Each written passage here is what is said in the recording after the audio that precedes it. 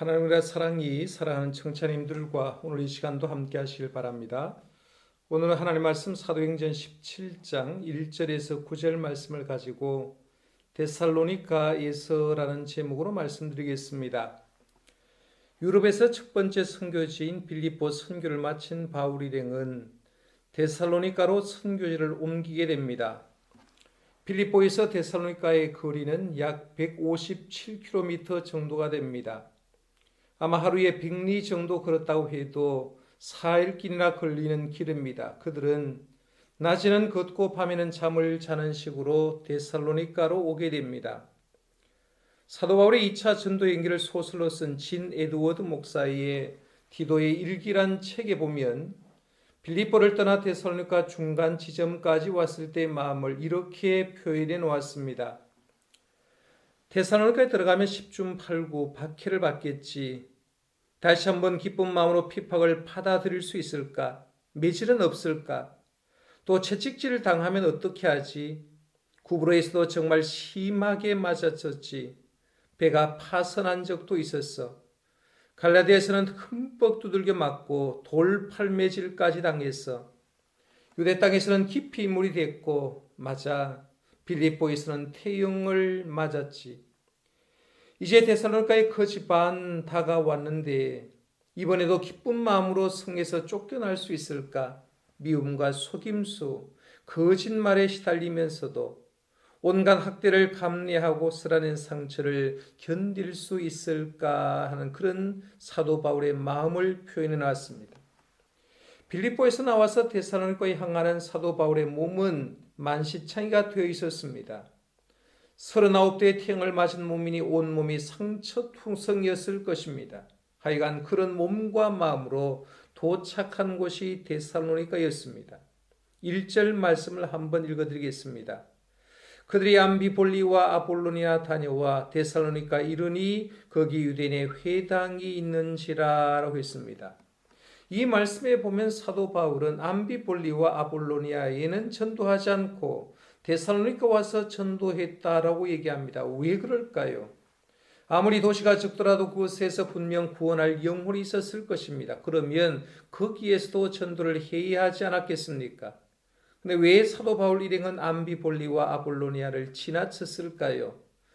암비볼리와 아볼로니아를 지나친 이유를 두 가지 정도로 생각해 볼 수가 있습니다. 하나는 빌립보처럼 거기에 회당이 없었기 때문에 그렇습니다.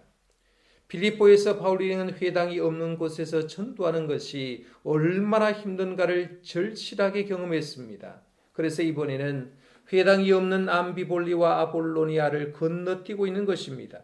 두 번째는 지정학적인 이유 때문에 암비볼리와 아볼로니아를 지나치게 됩니다. 지정학적으로 빌립보는 마게도냐의 가장 큰 성읍이었고 데살로니가는 마게도냐 성의 수도였습니다. 그러니 수도인 데살로니가에서 복음을 전하면 그 효과가 작은 도시로 퍼져나갈 것을 알았기 때문에 마치 연못 중앙에다 돌을 하나 던지면 그 물결이 중심부에서부터 연못 가해까지 크게 미치는 것처럼 인구 2만 5천 명이 살고 있는 수도인 데살로니가에 복음을 전하면 자연스럽게 복음이 주변의 작은 도시들에게 전달될 것을 알았기 때문에 그렇게 지나친 것입니다. 이런 바울의 생각은 정확하게 맞아떨어졌습니다. 데살로니가 전서에 보면 데살로니가 전도로 그 영향이 마게도냐와 아가야 전 지역에 퍼졌음을 알 수 있게 됩니다. 자, 그러면 바울이 도착한 데살로니가로 한번 가보시겠습니다.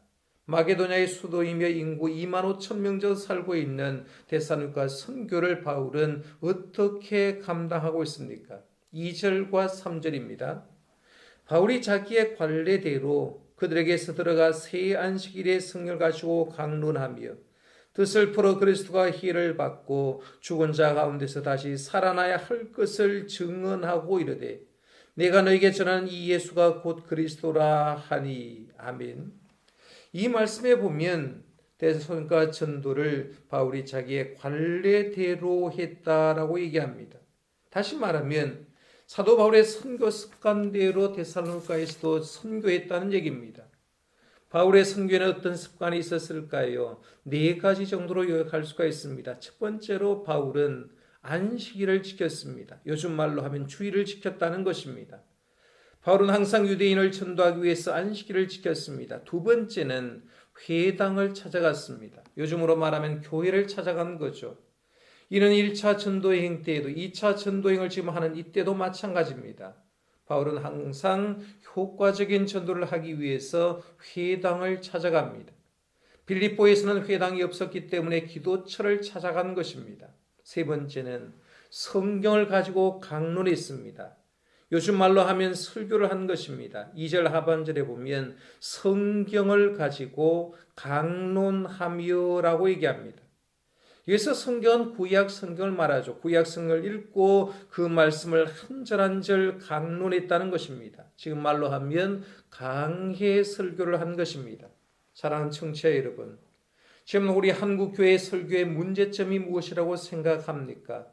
아마 여러분은 잘 모를 수가 있습니다. 그러나 저는 목회자로서 한국교회 설교의 문제점을 지적하라고 하면 지금 한국교회 많은 목회자 가운데는 설교자가 설교 본문 내용조차 제대로 파악하지 못한 채 설교자가 하고 싶은 자신의 간증 얘기나 세상의 시사적인 이야기를 설교라고 한다는 것입니다. 유명한 부흥사들의 설교를 들어봐도 본문을 읽어놓고 엉뚱한 유머나 이야기를 듣고 그 들으면서 웃었다고 성도들은 은혜 받았다라고 할 때가 많습니다.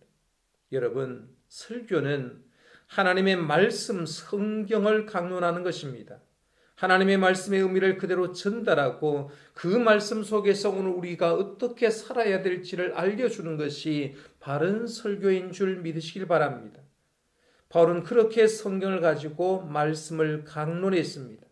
그 다음에 네 번째는 바울은 예수를 그리스도라고 증거했습니다. 3절에 보면 뜻을 풀어 그리스도가 희를 받고 죽은 자 가운데서 다시 살아나야 할 것을 증언하고 이르되 내가 너에게 전하는 이 예수가 곧 그리스도라 하니라고 했습니다. 스데반 설교도 베드로의 설교도 사도 바울의 설교도 어쩌면 같은 패턴입니다. 구약 성경을 인용하면서 구약에 예언된 메시아 그분이 바로 예수 그리스도라고 증언하고 그리고 예수를 믿고 구원을 받으라라고 얘기를 합니다.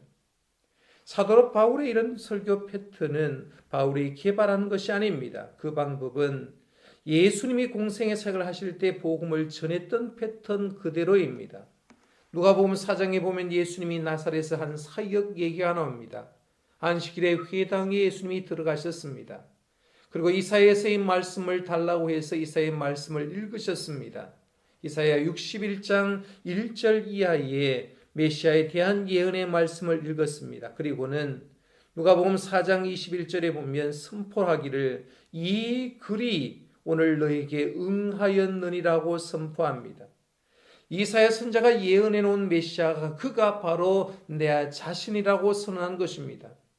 이런 예수님의 설교 패턴, 선교 패턴을 사도 바울이 그대로 따라하고 있는 것입니다.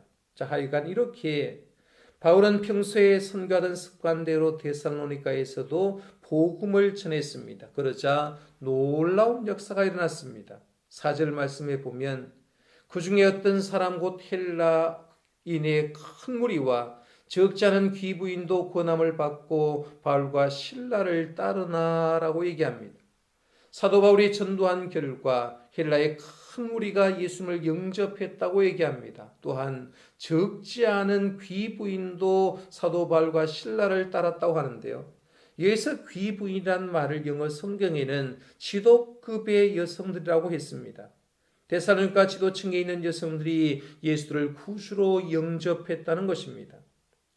사실 사도행전의 저자 누가는 바울의 행적을 모두 기록해야 됐기 때문에 데살로니가에 있었던 선교의 내용을 비교적 자세히 하기는 기록하지 못하고 있습니다. 그렇기 때문에 우리는 사도행전을 보면서 바울이 선교한 지역에서 과연 어떤 설교를 했는지 사도 바울이 후에 자기가 선교한 지역에 보낸 편지를 겸하여 보시면 그 지역의 선교 내용을 더 자세하게 실감 있게 이해할 수가 있습니다. 예를 들면 빌립보에서 선교를 이야기하려고 하면 사도 바울이 로마 옥중에서 빌립보 교회에 보낸 편지인 빌립보서를 읽어보면 더 자세하게 이해할 수가 있습니다. 데살로니가 선교에 대해서도 깊은 이해를 하려고 하면 데살로니가 전서와 후서의 말씀을 읽어보면 더 깊은 이해가 가능합니다. 제가 데살로니가 전서를 근거로 해서 두 가지 정도의 말씀을 들어보겠습니다. 먼저는 데살로니가 교인들의 설교를 듣는 태도입니다. 데살로니가전서 1장 6절에 보면 또 너희가 많은 환난 가운데서 성령의 기쁨으로 말씀을 받아 우리와 주를 본받은 자가 되었으니라고 얘기합니다.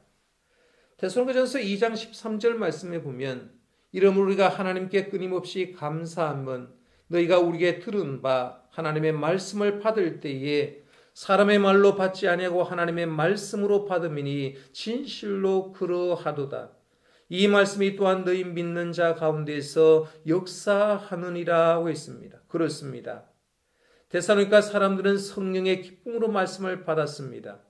바울의 입을 통해서 전해지는 말씀을 바울의 말이 아닌 하나님의 말씀으로 받았다라고 얘기합니다. 그러니 말씀의 열매가 맺혀지는 것은 당연한 것입니다. 사랑하는 청취자 여러분, 지금 우리가 살고 있는 시대는 말씀의 홍수 시대에 살아가고 있습니다. 그렇다 보니 성도들 중에는 말씀에 대해서 아예 기대하지 않은 분들이 많습니다. 그렇지만 여러분들은 그렇게 되지 마시기를 바랍니다. 지금도 하나님의 말씀을 기쁨으로 받으시고요. 하나님의 말씀을 들을 때 주의 종의 말씀이 아닌 하나님의 말씀으로 받을 수 있기를 바랍니다. 두 번째, 데살로니가 교인들이 말씀을 듣고 어떤 반응을 보였는지도 살펴볼 수가 있습니다. 두 가지 정도로 요약할 수가 있는데 첫 번째는 말씀의 역사가 생활에서 나타났습니다. 데살로니가전서 1장 3절에 보면 너희 믿음의 역사와 사랑의 수고와 우리 주 예수 그리스도에 대한 소망의 인내를 우리 하나님 아버지 앞에서 끊임없이 기억함이니라고 했습니다. 이 말씀을 조금 더 설명해 드리면 지금 데살로니가 성도들에게 믿음의 역사, 사랑의 수고, 소망의 인내의 열매가 나타났다는 것입니다. 여기서 믿음과 사랑과 소망은 예수님의 성육신과 십자가와 부활을 믿는 자에게 나타나는 열매입니다. 조금 고급스럽게 정리한다고 하면 기독교의 기본 진리는 예수의 성육신과 십자가와 부활이라고 할 수 있죠. 그 다음에 기독교 기본 진리에 대한 응답은 믿음과 소망과 사랑이라고 할 수가 있습니다. 믿음과 소망과 사랑은 내적인 것에 비해서 역사와 수고와 인내는 그 내적인 것을 외적으로 표현하는 강조점이라고 말할 수가 있죠. 그래서 믿음에는 역사가 일어나고 사랑의 수고가 따르고 소망의 인내가 있었다라고 얘기합니다. 데살로니가 교인들은 새 안식일의 복음을 듣고 어떤 학자는 물론 길게 봤을 때 8개월 정도 보는 학자도 있지만 성경 말씀의 기준에 봤을 때 새 안식일 전후를 포함한다고 하면 거의 한 달 정도 있었다고 보는데요. 한 달의 전도 복음을 들은 사람들이 믿음의 역사, 사랑의 수고, 소망의 인내를 실천하는 삶을 살았다는 것입니다. 대단한 결과가 아닐 수가 없습니다. 두 번째 설교를 들은 데살로니가 교인의 반응은 믿음의 소문이 퍼져나갔다고 얘기합니다. 데살로니가전서 1장 7절에서 8절에 보면 그러면 너희가 마게도냐와 아가야에 있는 모든 믿는 자의 본이 되었느니라. 주의 말씀이 너희로부터 마게도냐와 아가야에게만 들릴 뿐 아니라 하나님을 향하는 너희 믿음의 소문이 각처에 퍼졌으므로 우리는 아무 말도 할 것이 없노라 했습니다. 그들이 얼마나 믿음 생활을 잘했든지 그 주변으로 믿음의 소문이 퍼져나갔다는 것입니다. 저는 제가 섬기는 우리 교회도 이런 교회가 되기를 바랍니다.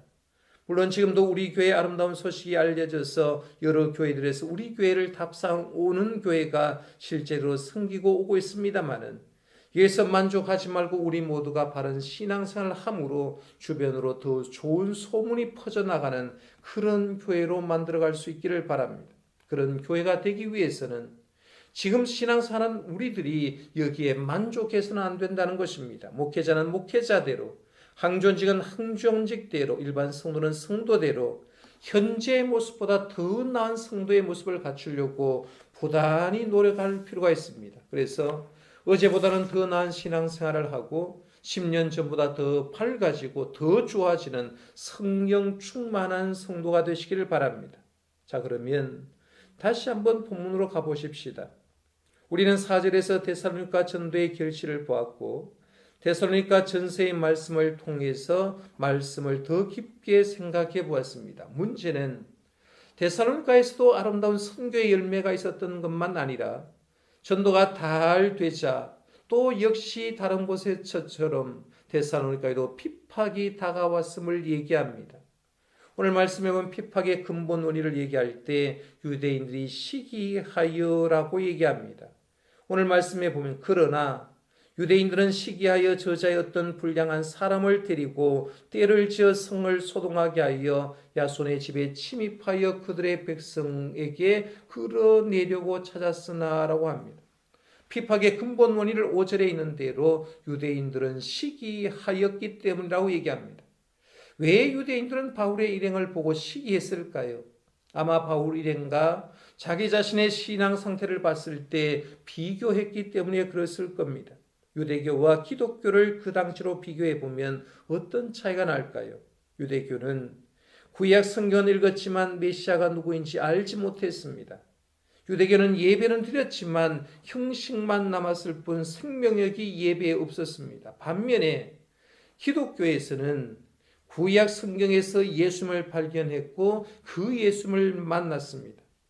예배 때마다 성령 충만해서 하나님의 임재를 경험했습니다. 그러니 유대인들은 바울 일행이 시기가 날 수밖에 없었던 것입니다. 그러니 그 시기가 결국에는 핍박으로 이어진 것입니다. 여러분, 심리학적으로 보면 우리를 파괴시키는 무서운 병이 열등감과 비교의식입니다. 열등감과 비교의식에 관한 몇 사람의 명언을 제가 한번 소개해 보겠습니다. 심리학자 에릭슨은 이런 말을 했습니다. 시기의 근본 원인은 열등의식이다라고 했습니다. 심리학자 레비스는 악마가 인간을 파괴하기 위해서 사용하는 가장 강력한 무기는 비교의식이다라고 했습니다. 의학 박사이며 성형외과 의사인 미국의 맥스웰 말츠는 세상 사람 중 적어도 95%는 열등감을 느끼고 있다라고 했습니다. 이 세 분의 말을 정리하면 이런 말로 정리가 될 겁니다. 비교의식은 열등감을 낳고 열등감은 시기를 낳는다라고 말할 수가 있죠. 여러분은 비교의식에서 자유하십니까? 여러분 열등감과 시기에서 자유하십니까? 사실은 맥스웰 말츠가 얘기한 것처럼 세상 사람 중 적어도 95%는 열등감을 느끼고 있다는 말처럼 아마 자유롭지 못할 수가 있을 것입니다.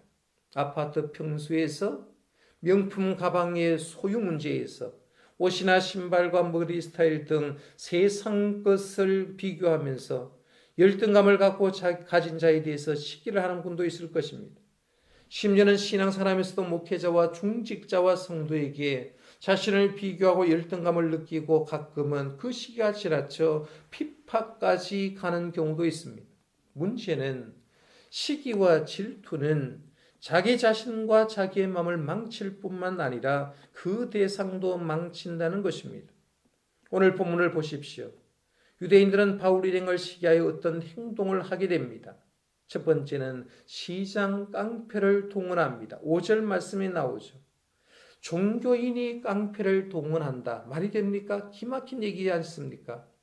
이런 현상은 과거에만 있었던 것이 아니라 오늘 지금 현재도 보면 문제가 있는 교회에 그대로 나타난 걸 보게 됩니다. 문제를 해결하기 위해서 교회에서 용역을 동원하고 경찰이 출동하고 어쩌면 오늘 본문에 나온 내용이 그대로 지금도 일어나고 있는 것을 보게 됩니다. 엉터리 없는 일이 일어나고 있죠. 두 번째, 유대인들은 바울을 잡으려고 했습니다. 5절 말씀에 역시 나오죠. 그래서 바울을 잡으려고 했는데 바울을 잡지 못하자 바울의 친척이자 바울이 데살로니가에 머물렀던 야손의 집을 침입해서 야손과 그 교인들을 잡아들였다라고 얘기합니다. 그 다음에 세 번째는 그리스도인들을 고발했습니다. 6절 말씀에 나오죠. 발견하지 못함에 야손과 그의 형제들을 끌고 읍장에게 가서 소리질러 이르되 천하를 어지럽게 하던 이 사람들이 여기에도 이르매라고 얘기하면서 이 사람들을 고발하는 내용을 보게 됩니다. 유대인들이 언제 가이사에게 충성했다고 고발하는 내용을 보면 이들이 가이사의 명령을 거부하고 대신 예수가 그들의 임금이라고 했다라고 얘기하면서 고발하고 있는 장면을 보게 됩니다. 참 기가 막힌 내용 아닙니까? 그리고 결국에는 마지막 절 보면 9절에 무리와 읍장들이 이 말을 듣고 소동하여 야손과 그 나머지 사람들에게 보석금을 받고 놓아주니라 라고 얘기하는데 결국에는 잡혀간 야손과 나머지 사람들은 보석금을 주고 풀려나게 되는 것입니다. 사랑하는 청취자 여러분, 오늘 말씀을 마감하겠습니다. 오늘 말씀을 보면서 여러분은 과연 어떤 유형의 신앙인지 생각해 보시길 바랍니다. 참복음을 듣고 감격해하면서 늘 변화되어 가는 유형인가 하는 겁니다. 오늘 우리 한국교회가 문제가 많은 것은 하나님의 참복음을 듣고 감격하고 변화되어 가는 유형이 적기 때문에 이런 현상이 벌어집니다. 또 반대로 형식만 있어서 은혜를 받고 충성하는 사람들 보면 시기가 나고 질투가 나는 유형입니까? 한번 생각해 보시길 바랍니다. 그래서 우리는 모두가 데살로니가 교인들처럼 말씀을 듣고 변화되어서 우리의 믿음이 널리 소문날 수 있기를 바랍니다.